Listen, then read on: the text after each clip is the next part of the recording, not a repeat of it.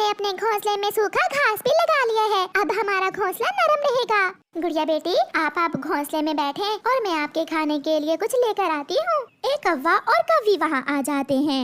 चिड़िया, ये क्या? इस पेड़ पर तो हम अपना घोंसला बनाना चाहते थे और तुमने हमसे पहले ही बना लिया। उठाओ अपना घोंसला और वो सामने वाले पेड़ पर रखो इसे। मैंने कड़ी मेहनत से अपना घोंसला बनाया है यहाँ, और वो सामने वाला पेड़ तो सूखा हुआ है, उस पर कोई पत्ता भी नहीं है। उठाकर जाती हो या मैं तोड़ दूं तुम्हारा घोंसला? नहीं नहीं कालू अंकल, हमने घोंसला बहुत मुश्किल से बनाया है। हम उसी पेड़ पर ले जाती हैं अपना घोंसला। फिर मम्मा चिड़िया और उसकी बेटी अपना घोंसला उठाकर सामने वाले पेड़ पर चली जाती हैं। कालू, मैं घोंसला बनाती हूँ, तब तक तुम कुछ खाने को ले आओ। अब सोना जाना, मेरे आने से पहले पहले घोंसला बना भी लेना। कालू कौवा भोजन लेने चला जाता है और गोरी घोंसला बनाना शुरू करती है। मिठू, भागो यहाँ से, ये अमरूद पहले मैंने देखा था, मैं खाऊंगा इसे। नहीं नहीं, मैं तो ये अमरूद कल ही देख कर गया था, मैं यहाँ पहले आया हूँ। तुम जाते हो या लगाऊं एक? मिठू डरता हुआ वहाँ से चला जाता है। डर गया, इस जंगल में हर चीज पहले हमने देखी हुई है। कौवा वो अमरूद उठाकर वहाँ से चला जाता है। गोरी ने घोंसला भी बना लिया था। रात हो जाती है। चिड़िया भी अपने सूखे हुए पेड़ पर अपने घोंसले में अपनी बेटी के साथ सो जाती है। कौवा और कौवी भी सोए हुए थे। बहुत दिनों बाद किसी को तंग करने का मौका मिला है, थोड़ी मस्ती करता हूँ। ऐसे कहते हुए वो पेड़ हिलना शुरू कर देता है। कालू जी, बहुत तेज आंधी है। गोरी, जोर से मुझे पकड़ लो, कहीं गिर न जाना। वो शरारती पेड़ सारी रात हिलता रहता है और कौवे सारी रात जागते रहते हैं। सुबह हो जाती है। गोरी कौवी चिड़िया के पास जाती है। चिड़िया, बहुत तेज आंधी थी रात को। आंधी नहीं तो रात तो बहुत शांत थी, हम तो बहुत मजे से सोई। चिड़िया, मगर हमारा पेड़ तो सारी रात हिलता रहा। गोरी वहाँ से चली जाती है। कौवा और कौवी भोजन लेने चले जाते हैं। चिड़िया भी अपनी बेटी के साथ भोजन की खोज में निकल जाती है। शाम को जब कौवा और कौवी वापस आते हैं तो कौवों का घोंसला जमीन पर गिरा हुआ था। गोरी, तुमने घोंसला ठीक से नहीं बनाया, देखो नीचे गिरा हुआ है हमारा घोंसला। मैंने सब काम ठीक से किया था। गोरी फिर से चिड़िया के पास जाती है। चिड़िया चिड़िया, मेरा घोंसला किसने गिराया है पेड़ से नीचे? गोरी बहन, हमें क्या पता, हम तो सुबह से भोजन लेने गई हुई थी। आंटी आंटी, जब मैं आई तो आपका पेड़ जोर जोर से हिल रहा था। ये कैसे हो सकता है, तुम झूठ बोल रही हो। गोरी चली जाती है। चिड़िया चिड़िया, मम्मा मम्मा देखें, पेड़ अंकल आपसे बात करना चाहते हैं। बताइए बताइए पेड़ जी, क्या बात है? वो हरा भरा पेड़ बहुत शरारती है। उस पेड़ पर जो भी पक्षी अपना घोंसला बनाता है वो पेड़ उसे ऐसे ही तंग करता है। वो बहुत शैतान पेड़ है। अच्छा ही हुआ जो गोरी ने मुझे उस पेड़ पर अपना घोंसला नहीं बनाने दिया।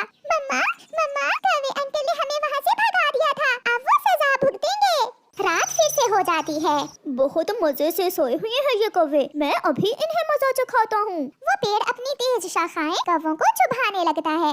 कालू, अपने पंजे दूसरी तरफ करो, क्यों मेरी आंखों में मार रहे हो? वो पेड़ फिर से कौवे के सर में एक कांटा चुभोता है। गोरी, कल अपने नाखून काट लेना, कितने लंबे हो गए हैं, मेरे सर में लग रहे हैं तुम्हारे नाखून। पागल हो क्या? मैं तो ऐसा नहीं कर रही। तो फिर मैं भी ऐसा नहीं कर रहा। तो फिर कौन है जो हमें तंग कर रहा है? वो पेड़ चुपके चुपके हंस रहा था। कौवा और कौवी फिर से सो जाते हैं। इस बार तो वो पेड़ जोर से कालू कौवे के एक डंडा लगाता है। भूत भूत, यहाँ कोई भूत है, इस पेड़ पर कोई भूत है गोरी। ऐसा कहते हुए कौवा और कौवी वहाँ से भाग जाते हैं। जिन्हें भागता देखकर चिड़िया और उसकी बेटी हंस रही थी। मम्मा, अच्छा ही हुआ जो उस पेड़ पर हमारा घोंसला नहीं है। कौवा कौवी से आगे और कौवी कौवे से आगे। वो तो ऐसे भाग रहे थे जैसे सच में उनके पीछे भूत लगा हुआ हो। गोरी कौवी का बेटा जग्गू और चिड़िया का बेटा कुकू दोनों दोस्त थे। आज वो बहुत खुश थे क्योंकि आज उन्हें स्कूल से छुट्टी थी। कुकू कुकू, चलो चले, आज हम दूर जाएंगे पहाड़ों के पास। पीपल के पेड़ पर मधुमक्खियों का छत्ता है, आज हम शहद खाने जाते हैं। यार जग्गू, शहद पसंद तो बहुत है मुझे भी, मगर सुना है मधुमक्खियाँ पीछे पड़ जाएं तो जान नहीं छोड़ती। हम भाग जाएंगे, हम शहद पीकर कौन सा वहाँ रुकेंगे। इस तरह वो दोनों दोस्त उड़ते हैं। वो उड़ते उड़ते पहाड़ों के पास पहुँच जाते हैं। वहाँ कबूतर चाचा अपने घर के सामने बैठा हुआ था। वो उन्हें रोक लेता है। कबूतर चाचा, क्या हुआ, आपने हमें क्यों रोका है? बच्चों, आगे मत जाओ, आगे मधुमक्खियों का छत्ता है। चाचा जी, उस छत्ते से शहद पीने ही तो हम जा रहे हैं। ना ना बेटा, ऐसा ना करना, वरना मधुमक्खियाँ तुम्हें काट काट कर मोटा कर देंगी। मगर वो चाचा कबूतर की कोई बात सुने बिना वहाँ से चले जाते हैं। ये तो गए काम से, मैं जल्दी से अंदर जाकर कुंडी लगा लेता हूँ। ये जगह ठीक है, हम यहाँ झाड़ियों में छुपकर छत्ते पर पत्थर फेंकते हैं और जब मधुमक्खियाँ चली जाएंगी तो हम मजे मजे से शहद पी लेंगे। फिर जग्गू कौवा पास पड़ा हुआ पत्थर उठाकर मधुमक्खियों के छत्ते की तरफ फेंकता है। रानी मक्खी खतरे को जांच लेती है। सब तैयार हो जाएं। कोई है, किसी ने पत्थर फेंका है। इधर उधर देखो कौन है जो हमारा शहद चुराना चाहता है। एक सैनिक मक्खी झाड़ियों में छुपे हुए कुकू और जग्गू को देख लेती है। रानी रानी वो रहे, दो छोटे पक्षी झाड़ियों में छुपकर हम पर पत्थरों से हमला कर रहे हैं। जाने न पाए, इन्हें यहाँ से भगाओ। रानी का आदेश सुनते ही कुछ सिपाही मक्खियाँ उड़ती हैं। वो बहुत गुस्से में थीं। वो सीधी कुकू और जग्गू की तरफ जाती हैं। कुकू भागो, ये मक्खियाँ तो हमारी तरफ आ रही हैं। लगता है उन्होंने हमें देख लिया है। कुकू और जग्गू भागते हैं। वो बहुत तेज उड़ते हैं, मगर मक्खियाँ तो उनसे आगे थीं। दो आगे दो पीछे मधुमक्खियाँ उन्हें घेर लेती हैं और उन्हें काटने लगती हैं। बचाओ बचाओ, मर गया रे, माँ बचाओ। कुकू जल्दी से नदी में कूद जाओ। फिर वो दोनों नदी में कूद जाते हैं और मधुमक्खियाँ नदी के ऊपर उड़ती रहती हैं। थोड़ा सा शरीर पानी से बाहर निकालकर जब जग्गू देखता है तो एक मधुमक्खी सीधी उसकी आंख पर काट लेती है। वो शाम तक नदी के पानी में छुपे रहते हैं। इनके लिए इतना ही काफी है। अब चलें, कोई और दुश्मन भी आ सकता है। फिर वो मधुमक्खियाँ वापस चली जाती हैं। जग्गू और कुकू भी नदी से निकलते हैं। वो तो पहचाने ही नहीं जा रहे थे। उनके शरीर पर मधुमक्खियों के काटने के निशान थे और सोजन भी। कुकू शहद भी ना मिला और सजा भी मिली। अगर हमने कबूतर चाचा की बात मानी होती तो ये सब ना होता। पेड़ के पीछे से कबूतर बोलता है, बच्चों, एक बार बचपन में मैंने भी ऐसे ही पंगा लिया था, इसीलिए मैं आपको समझा रहा था। फिर वो दोनों रोते हुए घर वापस उड़ते हैं। वो बुलबुल आंटी के पास जाते हैं।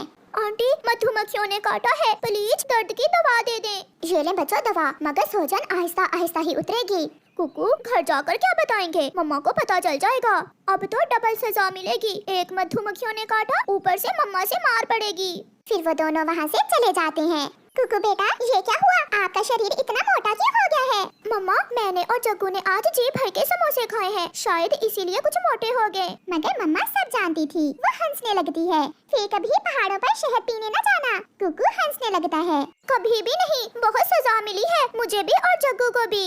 फिर वो माँ बेटा आपस में बातें करने लगते हैं और कुकू अपनी मम्मा को सारी बात सुनाता है। प्यारे दोस्तों, इस कहानी से हमें सीख मिलती है कि हमें हमेशा बड़ों की बात माननी